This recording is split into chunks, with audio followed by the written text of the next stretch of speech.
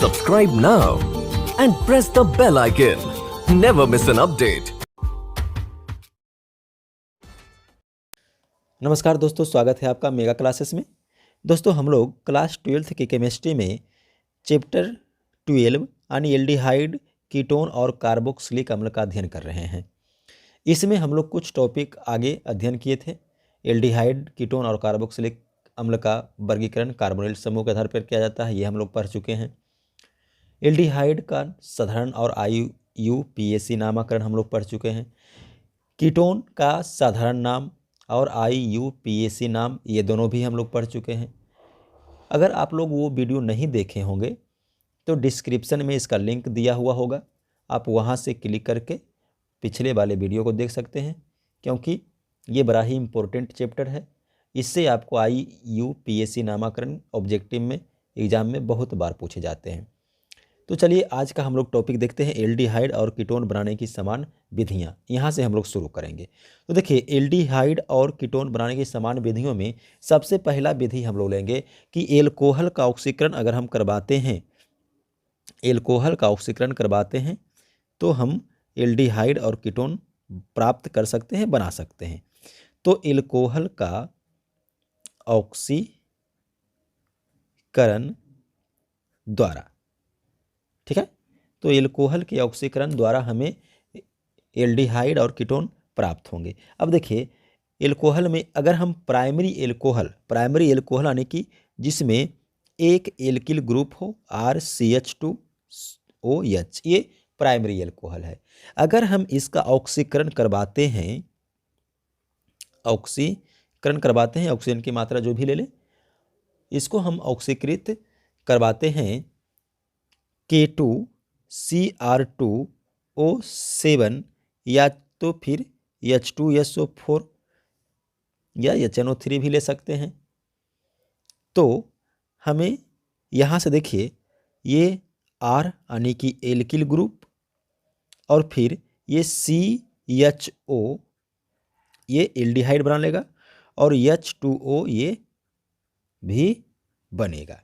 तो इस प्रकार से देखिए, ये एल्डिहाइड प्राप्त हो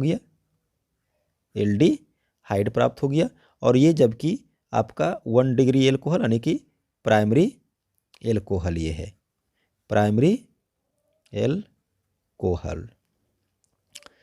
तो दोस्तों, प्राइमरी एल्कोहल के ऑक्सीकरण से एल्डिहाइड प्राप्त होता है, जिसे इसका एग्जाम्पल भी हम देख सकते हैं।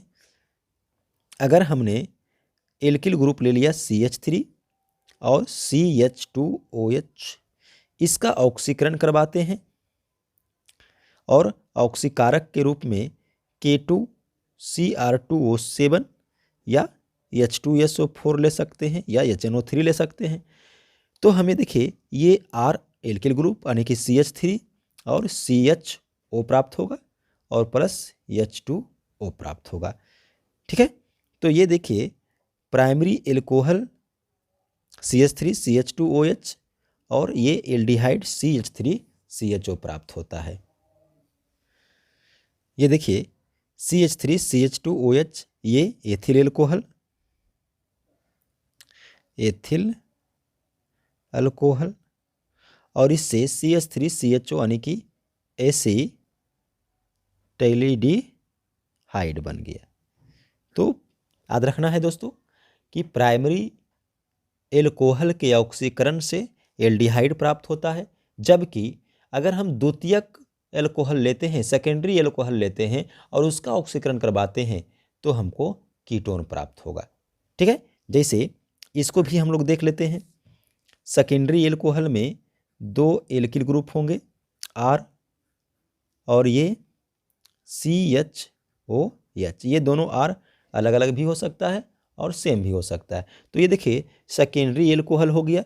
अगर इसका भी ऑक्सीकरण हम करवाते हैं, ऑक्सीजन की मात्रा जो भी लेना है ले लेते हैं और ऑक्सीकारक ले लेते हैं K2CR2O7 या H2SO4। तो यहाँ पर भी हम देखते हैं कि ये RC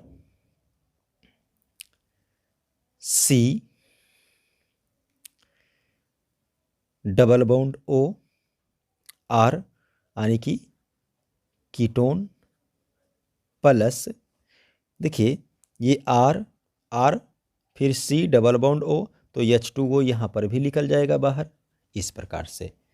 तो देखिए दोस्तों, ये यहाँ पे CHOH यानी कि 2 एल्किल ग्रुप है, CHOH है, यानी ये आपका 2 डिग्री अल्कोहल है,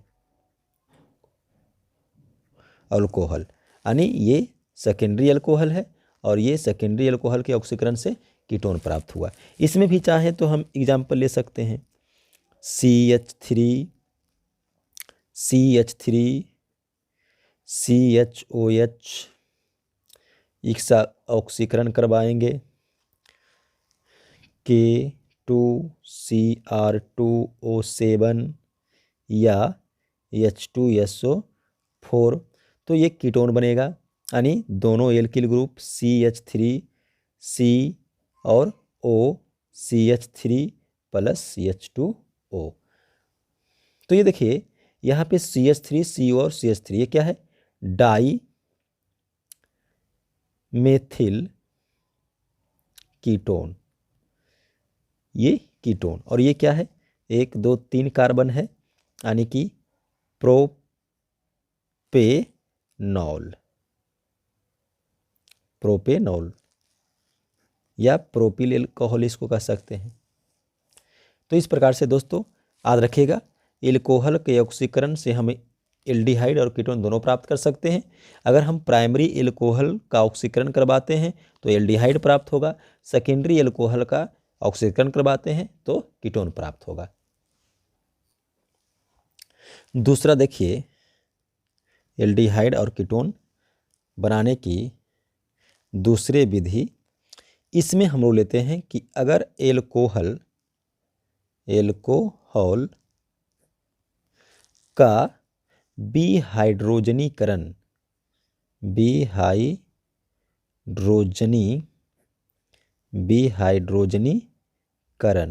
द्वारा, तो ये दूसरा हो गया, एल्कोहल के विहाइड्रोजनीकरण द्वारा एल्डिहाइड और कीटोन प्राप्त किया जा सकता है।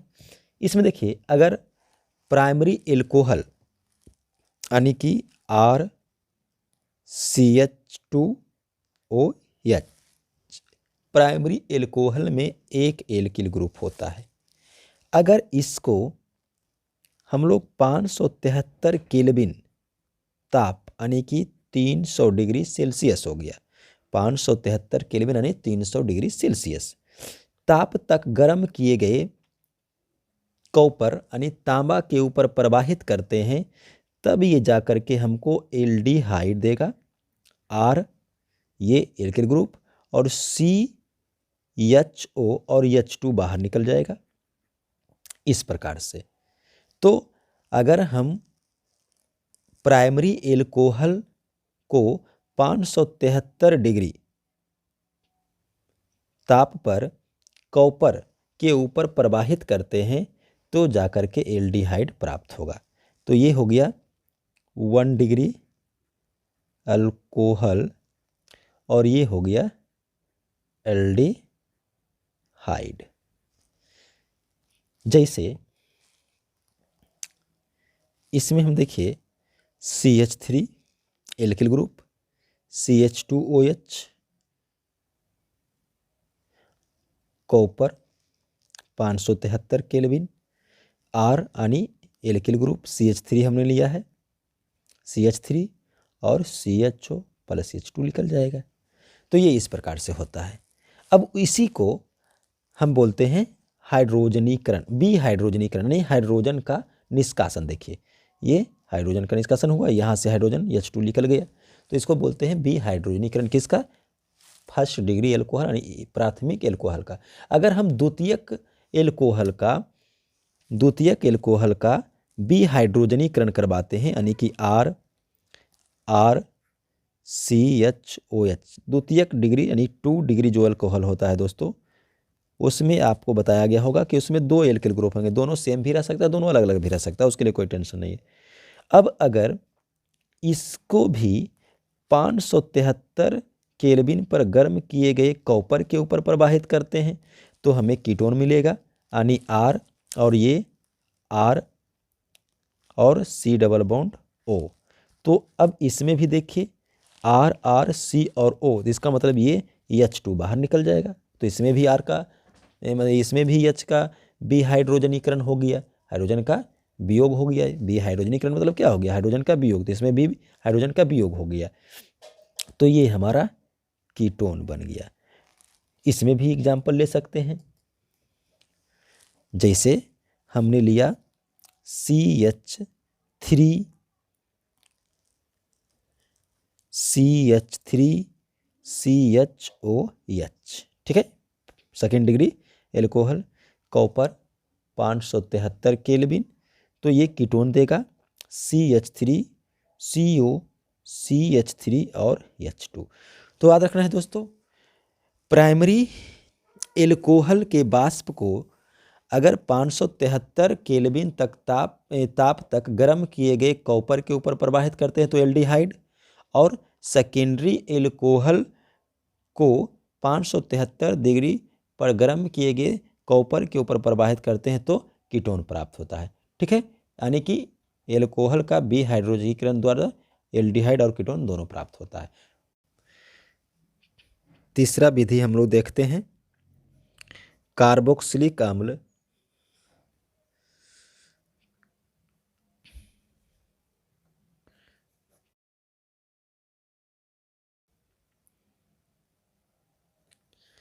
के कैल्शियम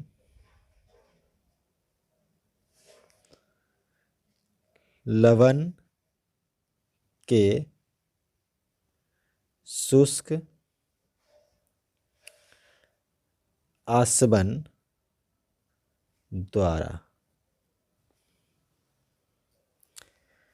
तो देखिए, कार्बोक्सिलिक अम्ल के कैल्शियम लवण के शुष्क आसवन द्वारा भी हम लोग एल्डिहाइड और कीटोन प्राप्त कर सकते हैं। इसमें पहला हम लोग लेते हैं कैल्शियम फॉर्मेट को, यानी कि HCOO और Ca, ये कैल्शियम फॉर्मेट हो गया,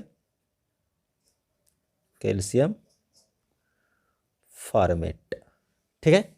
अब कैल्शियम फॉर्मेट का शुष्क आसवन, यानी कि इसको देखिए, इसके रासायनिक अभिक्रिया को समझने के लिए इसको हम लोग दो पार्ट में तोड़ देते हैं, ये इस प्रकार से, ठीक है, और इसके साथ Ca, देखिए ये HCOO 2 बार और ये कैल्शियम।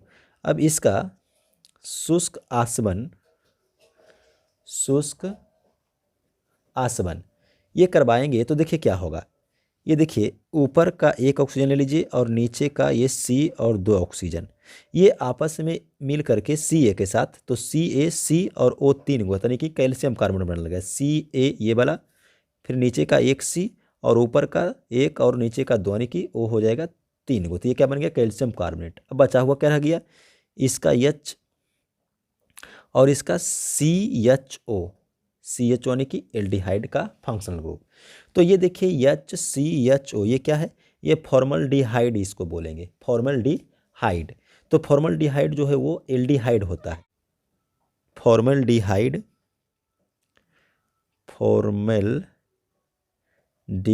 यानी एल्डिहाइड बन गया।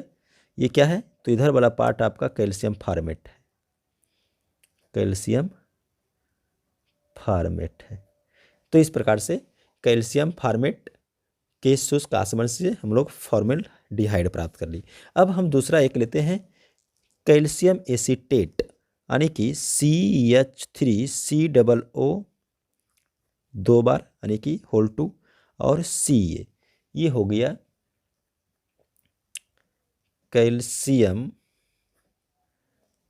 एसीटेट। तो कैल्शियम एसीटेट का शुष्क आसवन इसी प्रकार से ऊपर जैसे ऐसा कराएंगे, तो CH3COO 2 बार है, CH3COO और इस दोनों के साथ Ca, इसका भी शुष्क आसवन करवाएंगे।